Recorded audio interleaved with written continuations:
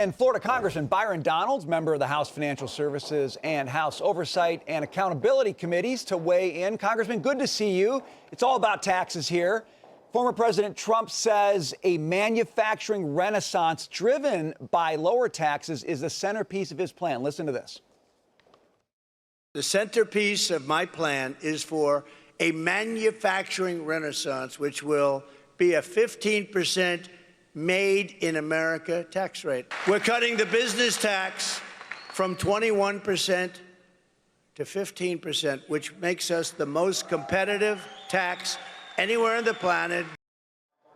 All right, so I get why this would matter to big business, but talk about why this is so important for the small businesses we just heard about.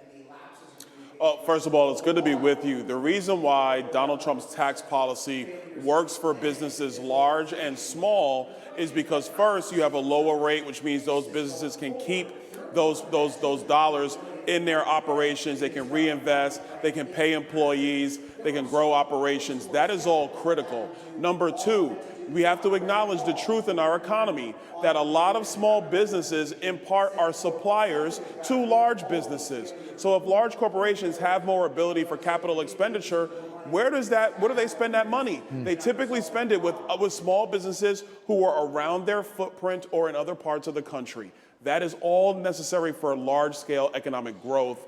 This is why his tax policy was superior when it was put into place almost 10 years ago now, and why it is critical for the future of our nation going forward. Well, and that's the thing, Congressman. I think a lot of people don't understand Kamala Harris wanting to hike the corporate tax rate to 28%.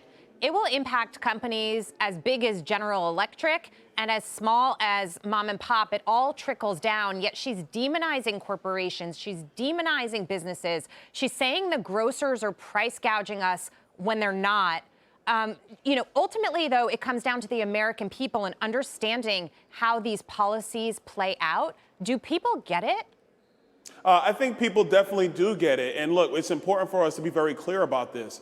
The purpose of tax policy is not to right the wrongs in the American economy. The purpose of tax policy is to raise revenue for the federal government. Under lower tax rate policy, like the Tax Cut and Jobs Act brought to us by Donald J. Trump, the federal government is raising significantly more tax revenue while at the same time allowing for broader economic growth. That is what tax policy is supposed to be about, not the equity issues that Kamala Harris likes to talk about, not paying your fair share like Barack Obama and Joe Biden have been talking about. That is the gaslighting of the American voter, thinking that somebody's getting ahead on their back. That is simply not true. You need lower tax policy so businesses large and small can thrive.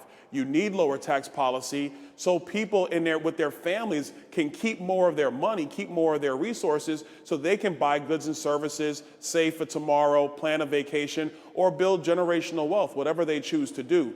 This is why Donald Trump's tax policy of no tax on tips, and I know it's not talked about much because Kamala Harris basically stole it because it's so popular and so positive. That's why no tax on tips is tax policy that is centered not just on wealth creation for families, people working hard every day, but for broader economic growth for the entire United States of America. On the other side of that equation, though, Congressman, I'm a very concerned citizen about our debt hitting 100% of GDP. We have a debt and a deficit and a spending problem. How do you tackle this very serious problem?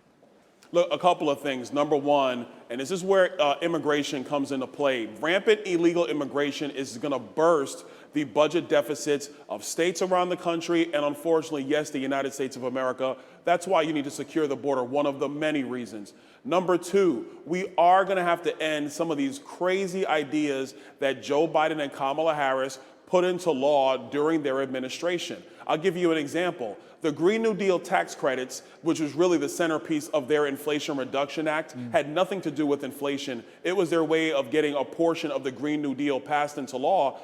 Goldman Sachs has said those tax credits are about $1.3 trillion.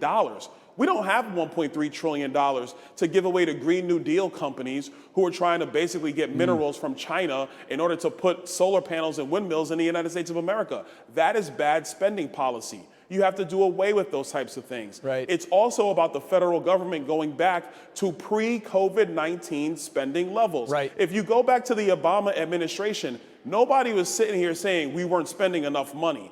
That is not true. But Nancy Pelosi massively jacked up spending using COVID-19 as the excuse. Joe Biden, Kamala Harris went along with that. So we're spending massively in the same federal agencies when we don't need to do that. We can return to pre-COVID spending. Those are two of the main ways that we can get our spending addiction under control here on Capitol Hill. Real quick, look ahead. Kamala Harris today lays out her economic plan. She says she's got 400 economists behind her saying this is the way forward. Are you persuaded by hundreds of economists? No, I'm not, because even when she said in a debate 2 weeks ago that Goldman Sachs said that her economic plan was better than Donald Trump's, the CEO of Goldman had to come out and say that wasn't true. It was one independent analyst that said that, but it wasn't the it wasn't the actual decision of Goldman Sachs when you compare those two economic policies. I don't know who these economists are. They're probably very left-wing economists who love subsidies more than they love broad economic growth, which actually drives wealth, actually drives people getting ahead. So for those economists, anything that the government's going to spend is great for them, but that's not reality. The reality is her economic agenda, which is the Joe Biden economic agenda, which is the Bernie Sanders economic agenda, is a disaster for the American people. We'll leave it there. Congressman Byron Donalds, good to see you.